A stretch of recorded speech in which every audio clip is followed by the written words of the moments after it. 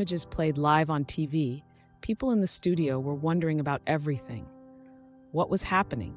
Is this happening worldwide? What about our country? While everyone in the editorial office was watching with one eye, they were still working and messages kept coming in. The phone lines were also buzzing. Frank knew that something had to be done and took the floor. Dear viewers, I advise everyone to remain calm and continue watching this program calmly. We will keep you informed of the situation.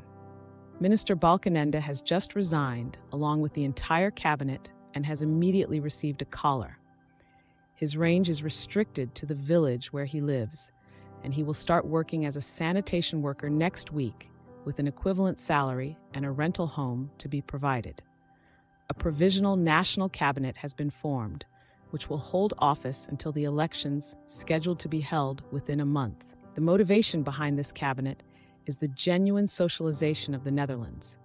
Various organizations, such as Watch Over Holland, have nominated people for various positions, and they will replace many of the old politicians until the next elections.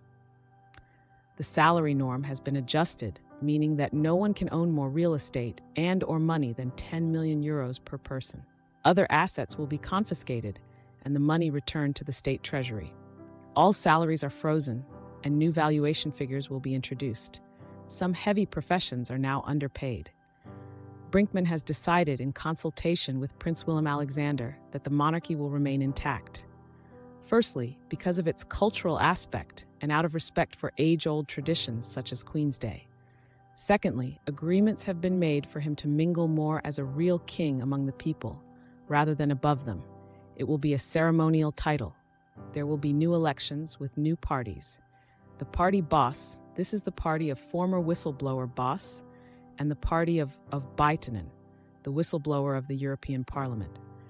We are stepping out of the European Union, but will negotiate with all the countries of the UN to create a world government alongside retaining our own borders and culture, to mint a world currency backed by gold. And this will be the new currency.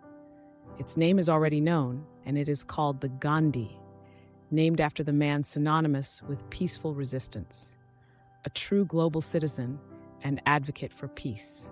Of course, there are also honest people in the current government, and not everyone is aware of this plan.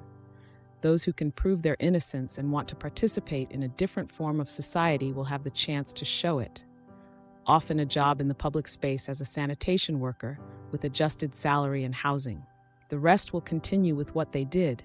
Only things within companies will run differently. Salaries are frozen and recalculated, with a focus on factors such as absenteeism and the risk of burnout.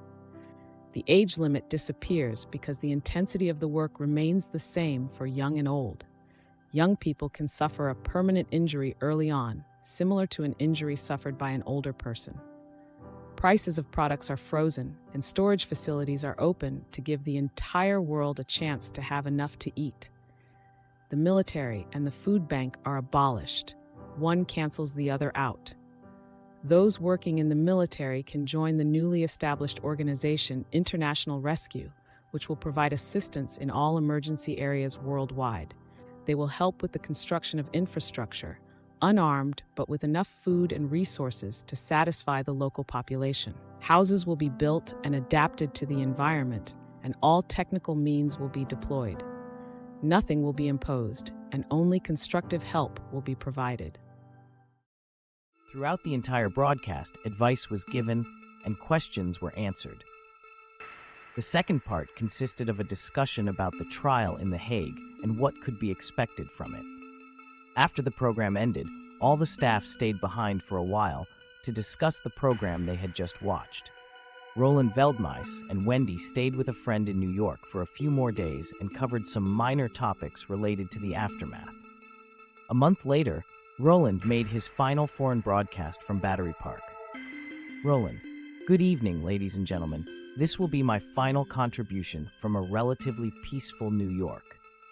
The Americans were shocked awake and had no idea what awaited them.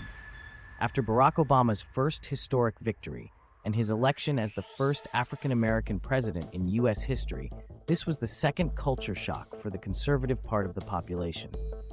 His arrest and that of his cabinet members, many senators, and representatives from the Senate and Congress sent shockwaves through the slumbering American society. People knew things were not right, and the many bailouts, including Obama's, to restore the economy had all failed and resulted in an even larger national debt, clearly demonstrating contempt for the American people. People became increasingly convinced that bringing the once mighty country to the brink of collapse was a setup, and the motives of the elite and cooperative companies became clearer. The feared civil war did not happen, but the country is torn apart. Some say that Obama, by his plan to buy up the bad mortgages, actually prevented a disaster, and that the introduction of the Amero would have been a blessing. Nevertheless, he sent new troops to Afghanistan, and the national debt soared so high that the entire system was bound to collapse. His family ties to George Bush and Dick Cheney told a different story. A country run by a shadow cabinet consisting of wealthy aristocratic families and a banking system based on the war industry. All of this is now behind us, and I have been able to clarify some things for myself. Who could have imagined after the attack on Wilders that this would have an international aftermath? And that fits well with a true Veldmoes. And with these words, I want to conclude and hand back to the studio. At home, it was a lovely evening, 22 degrees with a pleasant breeze. After many months of preparation and following the many positive news stories, it was time for some fun. Frank found himself on stage, sitting at a large table in the middle of the market to start his live broadcast. Guests began to join, and Ralph Roski provided them with microphones. Tom was among the mass of people who had gathered, behaving excellently and causing no problems all day.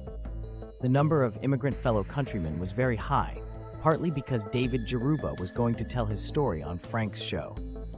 Yet Tom noticed that a kind of tension had disappeared from the population. It was much more relaxed, which was a real relief. Many smiling faces and mixed groups, drinking tea or puffing on a water pipe, engaged in deep conversations. Children of various backgrounds and colors danced in their simple medieval attire to simple music. The numerous troubadours all contributed to a fantastic atmosphere. The exuberant advertising lights, along with the controlled bonfires, created a fairy tale atmosphere. The stage, completely adapted to the surroundings, was the central attraction. The hidden cameras completed the picture. The Jeroen Bosch game could be followed on a large screen at the parade and attracted a huge number of visitors. Tom, later joined by Frank, Roland, and the others, had a wonderful evening and night and didn't return home until the early hours. He fell asleep like a log. The next morning, he rubbed his eyes and stared into the distance for a moment. At first, he didn't recognize his surroundings immediately and gazed bewilderedly at the extinguished campfire. Slowly, it dawned on him that he was in the cave. He sat up and suddenly looked straight into the face of a man who was observing him attentively. The man flashed a broad smile and said, "Nice to meet you. The name is Fok Far Meadow. Simplicity is beauty."